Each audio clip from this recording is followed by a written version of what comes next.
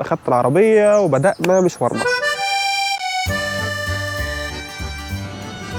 بنف محمية طبيعية عمرها أكتر من 60 مليون سنة، غير مأهولة بالسكان ولكن حيوانات بس.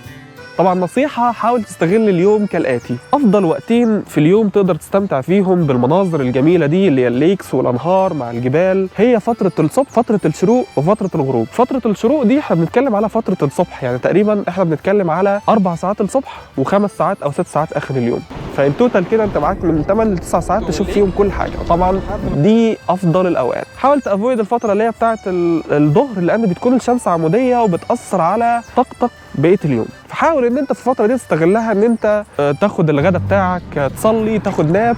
وكمان الصور في الفتره بتاعه الظهر ما بتكونش احسن حاجه.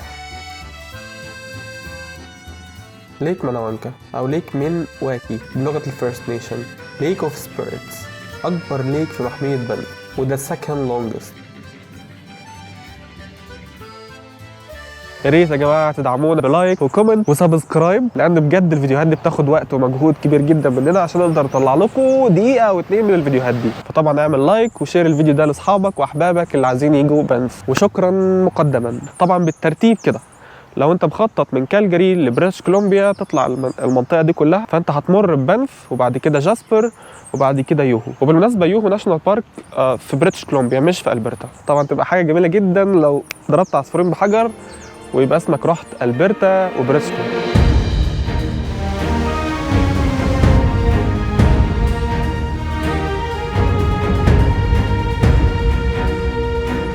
تجربتي الشخصيه انه الاماكن المشهوره جدا زي ليك لويس وليك مورين بتكون زحمه في الفتره بتاعه الصبح لحد الظهر، فهي حبذا لو انت هتروح اماكن ليس كراودد الصبح وانت راجع تعدي على الاماكن دي.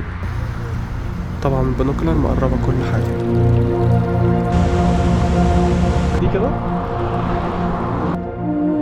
فجأة كمية سعادة غير طبيعية. دب وزنه 100 طن بياكل أي حاجة قدامه ببحث مستمر ودائم عن الأكل، شرس جدا، لازم تكون حذر. طيرت الدرون عشان أوثق اللحظات دي. لو شاطر قول لنا نوع الدب ده إيه في الكومنت. تعال اقول لك على افضل فرصه تشوف فيها دببه وحيوانات بريه. اول حاجه زي ما قلت، حاول تروح اماكن بعيده من طرق فرعيه وهاديه ومعزوله، وتركن عربيتك تاخد لك كوبايه قهوه كده وتسمع موسيقى هاديه وتستنى ساعه او 2، وما تنساش البنوكلر وهتدعي لي. مع الجبال والليكس والانهار والشلالات.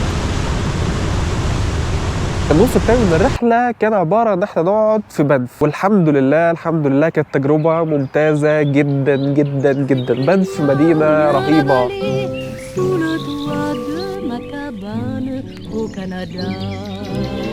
مدينة بنف هي المدينة الأعلى في كندا على ارتفاع 1500 متر فوق سطح البحر، بيزورها في السنة أكتر من 4 مليون زائر.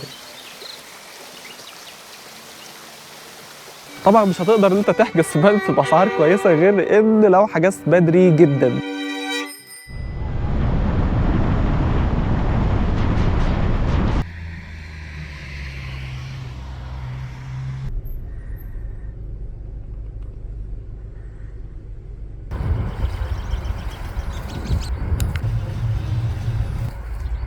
والنصيحه رقم مش عارف بقى في كام نصيحه دلوقتي، ولكن حاول تاخد معاك بينوكلر او النضاره المعظمه. بجد لازم لازم لازم، لان هتشوف حاجات كتير جدا، يا اما حيوانات يا اما طيور يا اما جبال يا اما طبيعه. فيا سلام لو معاك بينوكلر تقدر تستمتع بكل المناظر دي. بالمناسبه ليك مورن هو اللي موجود صورته على $20 بيل. وكمان نصيحه، لو انت عايز بجد تشوف حيوانات حاول تبعد عن الاماكن اللي فيها ناس كتير. حاول ان انت ما تاخدش طرق رئيسيه، حاول تاخد طرق فرعيه ما بين الجبال وما بين الشجر. في رقم للامرجنسي ان كيس اف يو انكاونترد اي دب وكان اجريسيف معاك، تقدر تكلم الرقم ده وهيجوا لك امن المنطقه فورا. لو انت بتتمشى في تريل او حتى وانت ماشي بالعربيه وشفت اي حيوانات، فحاول انت تكيب ديستنس، لان يا جماعه الحاجات ديت بتضايق جدا الحيوانات وبتخليها ما تجيش المكان ده تاني.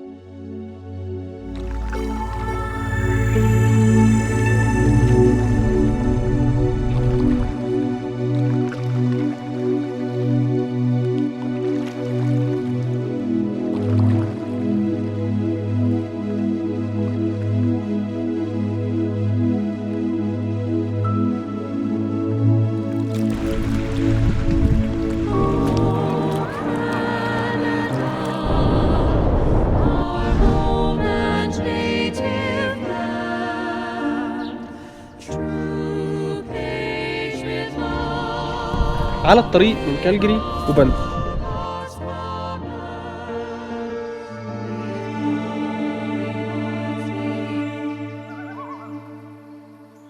ليك لويس كان أشهر وجهة سياحية في الإمبراطورية البريطانية كلها زمان.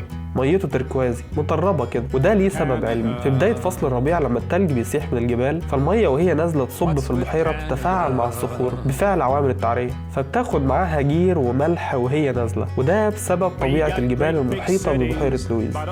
هناك في فندق فيرمنت شاتو في لويز، أقام فيه قبل كده الملك إدوارد الثامن والملكة إليزابيث وبرنس رينر اوف موناكو وغيرهم من المشاهير. To paddle your canoe or camp along the shoreline. It's what we like to do in Canada. اتمنى الفيديو ده يكون ظريف وخفيف وانسايتفول، وطبعا لو عندك اي استفسار حط لنا كومنت وانا هرد عليك. Float my boat in Canada.